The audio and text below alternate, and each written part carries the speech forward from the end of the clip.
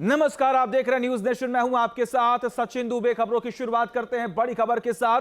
Kuwait में अमेरिकी ठिकानों पर ईरान का हमला। अहमद अल जाबेर एयरपोर्ट पर अमेरिकी सेना को निशाना बनाया गया है। आपको जानकारी दें कि यूएस ठिकानों पर हाइपरसोनिक फतह मिसाइल दाग दी गई है। IRGC की तरफ से यह दावा किया गया है। यह बड़ी खबर आपको बता रहा है। कुवैत में अमेरिकी ठिकानों पर ईरान का हमला। अहमद अल जाबेर एयरपोर्ट पर अमेरिकी सेना को निशाना बनाया गया। एक और बड़ी खबर सामने आ रही है।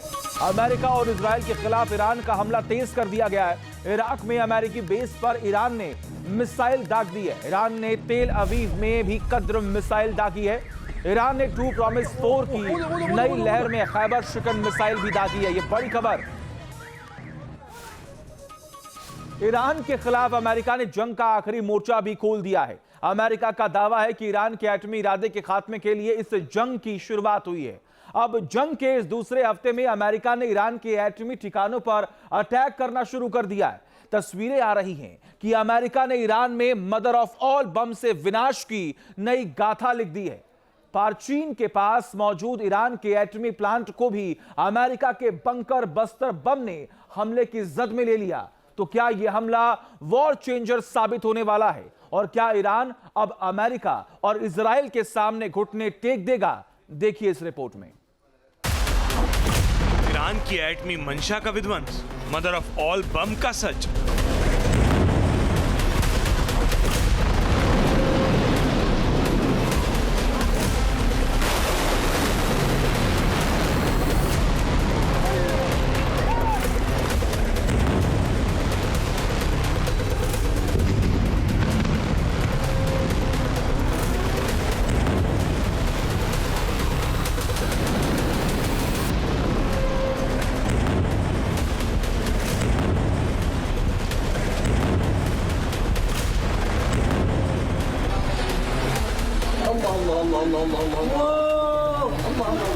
मिडिल ईस्ट में भीषण जंग जारी है। इसका दायरा और तबाही का स्केल बढ़ता जा रहा है।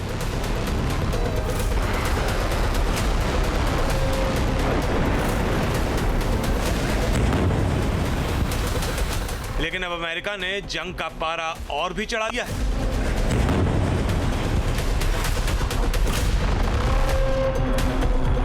ईरान से आई इन तस्वीरों को देखिए।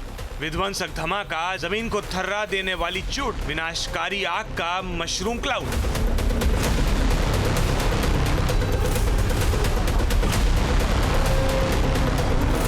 और एक ठिकाना पूरी तरह से जमींदोज।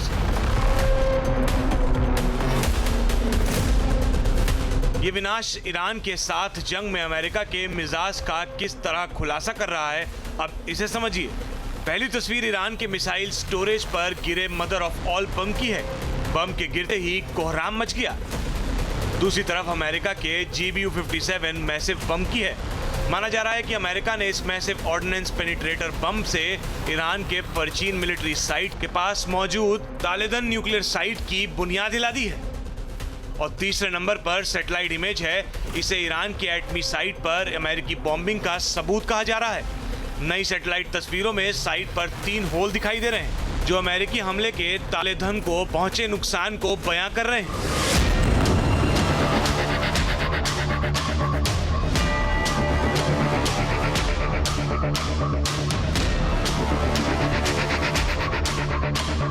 दरअसल विनाशकारी वीडियो ईरान के कुद्स शहर का है। ईरान के स्थानीय पत्रकारों ने इस वीडियो को शूट किया है और दावा किया है कि अमेरिकी वायुसेना ने मध्य ईरान के कुर्स में मिसाइल के भूमिगत ठिकानों को निशाना बनाया है।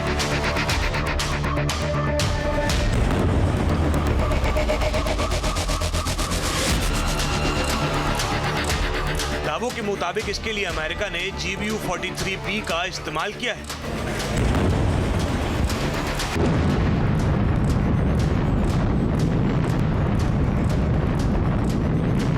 GBU-43 को ही मदर ऑफ ऑल बम कहा जाता है। ईरान से आ रही रिपोर्ट के अनुसार इस हमले में अमेरिका ने एक भूमिगत मिसाइल स्टोरेज को टारगेट किया है।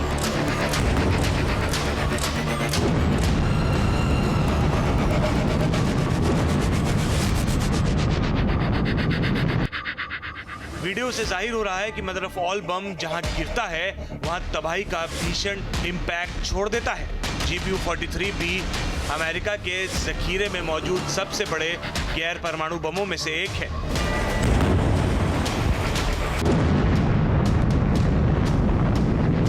ईरान से आ रही इस तस्वीर बता रही है कि अमेरिका ने सिर्फ मदर ऑफ ऑल बम ही नहीं, बल्कि ऐसे कई और विनाशक बमों का जखीरा ईरान के खिलाफ लॉन्च कर चुका है।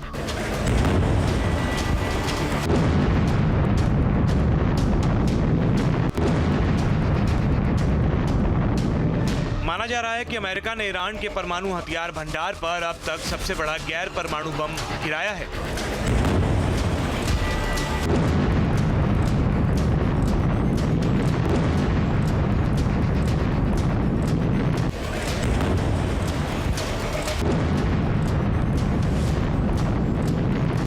मैक्सार और प्लैनेट लैब्स की सैटेलाइट तस्वीरों से जाहिर हो रहा है कि ये हमला 9 से 10 मार्च के दौरान हुआ है और निशाने पर रहे हैं ईरान के परचीन सैन्य परिसर के भीतर मौजूद तालेदान 2 फैसिलिटी केंद्र को भारी नुकसान हुआ है।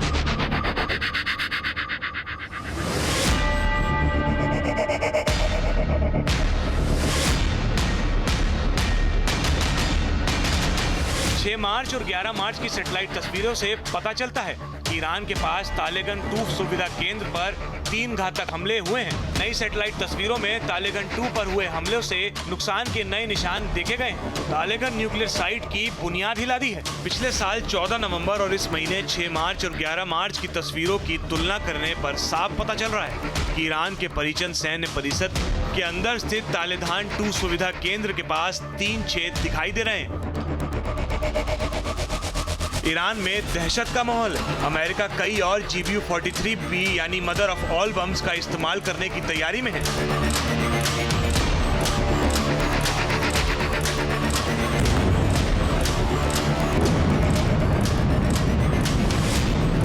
ये बम किस कदर घातक हो सकता है, इसे भी समझ लीजिए। GBU-43B का वजन लगभग 9,800 किलोग्राम होता है और लंबाई 9.17 मीटर होती है।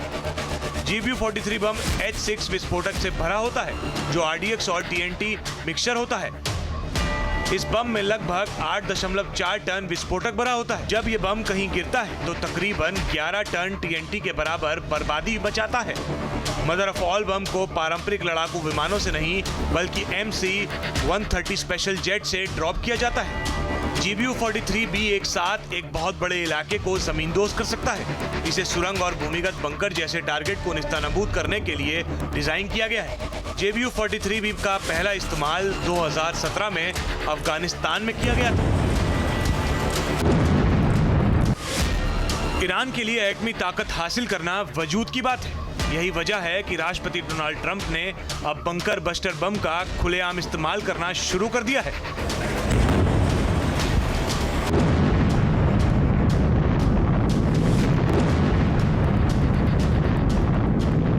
इस जंग की जड़ में ईरान का परचीन एटमी सेंटर भी है। IAEA की रिपोर्ट में इस सेंटर पर यूरेनियम की मौजूदगी का जिक्र किया जा चुका है और यही ईरान लगातार यूरेनियम को एनरिच भी करता रहता है। जाहिर है अमेरिका इस इलाके का पूरी तरह से और हमेशा के लिए नामो निशान मिटाना चाहता है। हालांकि अमेरिका ने अभी खुलासा नहीं किया है कि तालेगन या फिर कुद्स में उसने कौन कौन से बम गिराए हैं।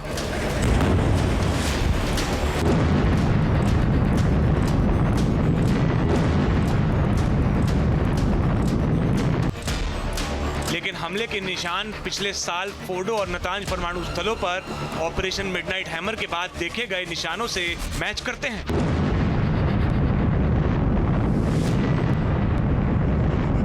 उस ऑपरेशन के दौरान अमेरिका ने B-2 बॉम्बर का इस्तेमाल करते हुए फोर्डो पर 12 GBU-57B और नतांज पर 2 बंकर बस्टर बम गिराए थे।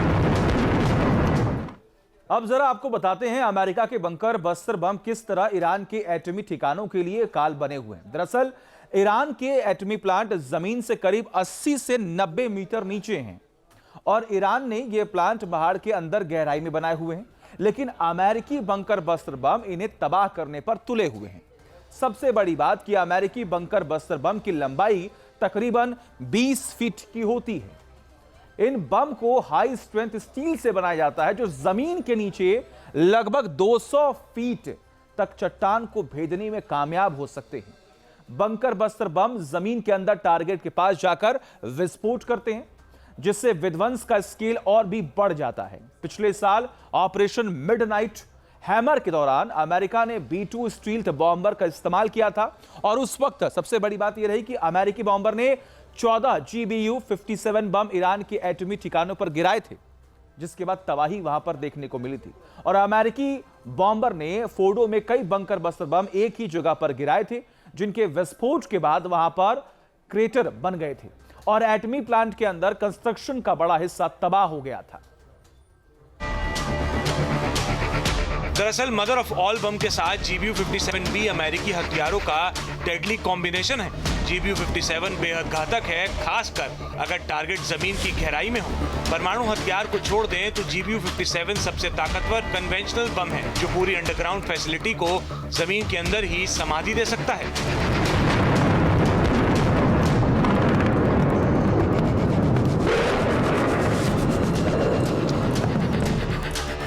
GBU-57 का वजन करीब 13,600 किलोग्राम होता है। इस बम को लगभग 2,400 से लेकर 2,500 किलोग्राम हाई एक्सप्लोजिव के साथ लैस किया जाता है। GBU-57 धरती के नीचे 200 फीट की गहराई में जाकर विध्वंस मचा सकता है। ये बम 60 फीट तक मोटी कंक्रीट की दीवार को भेद सकता है। एक से ज्यादा बम लगातार गिरने पर GBU-57 और गहराई तक पहुंच सकता है, जैसे ईरान के फोर्दो पर कई बमों के इस्तेमाल के बाद देखा गया था। GBU-57 सामान्य बमों से 10 गुना ज्यादा विस्फोटक पावर वाला होता है। इसे गहरे बंकरों, परमाणु सुविधाओं, कमांड सेंटर्स या हथियार स्टोरेज वाली जगहों को तबाह करने के लिए बनाया गया है। GBU-57 को सिर्फ और सिर्फ B-2 स्पिरिट स्टील्थ बॉम्बर से ही ड्रॉप किया जा सकता है, लेकिन अमेरिका का इरादा इससे भी ज्यादा विनाशकारी नजर आ रहा है। दरअसल ईरान के ऊपर हो रहे इन हमलों के बीच ब्रिटेन के रॉयल एयरफोर्स फेयरफोर्ड बेस से भी सनसनीखेज तस्वीरें सामने आई हैं।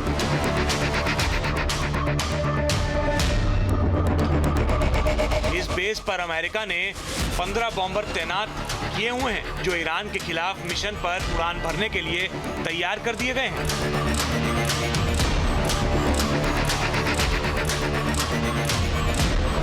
फेयरफोर्ड बेस पर अमेरिकी B-1 लांसर बॉम्बर को बंकर बस्टर JDM बमों से लैस होते हुए देखा गया है।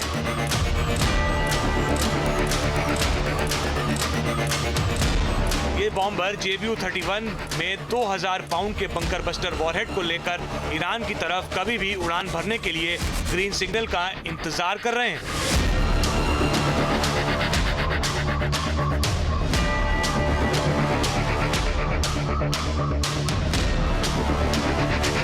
अमेरिका दरअसल रणनीति भी बदल रहा है। क्रूज मिसाइलों की बजाय अमेरिका ईरान को अपने सबसे विनाशक बमों के जरिए घुटनों पर लाने के लिए ताकत झोंकता दिख रहा है। मिलिट्री एक्सपर्ट्स कह रहे हैं कि JDAM का इस्तेमाल ईरान के ऊपर हवाई वर्चस्व को साबित करने की कोशिश का हिस्सा है। जंग भयावह हो चुकी है। ईरान मिसाइल और ड्रोन के जरिए हर एक अमेरिकी और इजरायली हमलों पर क्लियर पलटवार कर रहा है। अगर अमेरिकी बॉम्बर्स ईरान की न्यूक्लियर साइट के ऊपर मंडरा रहे हैं, तो फिर ईरान को तेजी से इसकी काट निकाल लेनी होगी।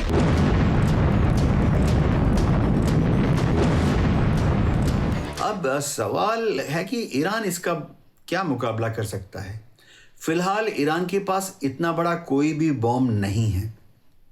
ईरान जिन बड़ी बड़ी मिसाइलों को, जैसे खुर्रमशर को अगर लॉन्च करता है इजराइल के खिलाफ, तो उसमें जो सबसे बड़ा वॉरहेड है वो करीबन 2000 पाउंड का है, यानी 1000 किलो का वॉरहेड है। लेकिन हाँ, ईरान चाहे तो बड़ी तादाद में इस तरह के लॉन्ग रेंज मिसाइल्स को इजराइल की तरफ रवाना कर सकता है, जिसमें कि ये 2000 पाउंड के यानी 1000 किलो के वॉरहेड लगे हैं। मदर ऑफ ऑल बम और JBU-57 के जरिए अमेरिका ने ताकत की नुमाइश कर दी है।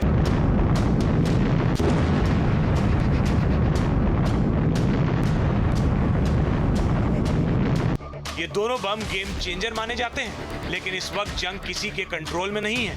ऐसे में क्या अमेरिका इस चैप्टर को क्लोज करने में कामयाब होगा, या फिर जख्मी ईरान मिडिल ईस्ट को पहले से भी ज्यादा दहलाएगा?